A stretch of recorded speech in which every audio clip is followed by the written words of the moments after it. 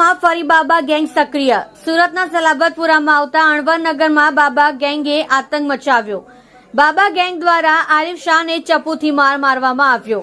બાબા gang દ્વારા ચક્કુ, તલવાર, hockey અને અનેક હથિયારો સાથે ગાડીમાં તોડફોડ કરવામાં આવી। મોહસિન ઉર્ફે બાબા કાલિયાનું સલાબતપુરામાં આતંક। 10 થી 15 લોકો દ્વારા ગાડીમાં તોડફોડ કરવામાં આવી। સમગ્ર ઘટના સીસીટીવી કેમેરામાં કેદ થઈ।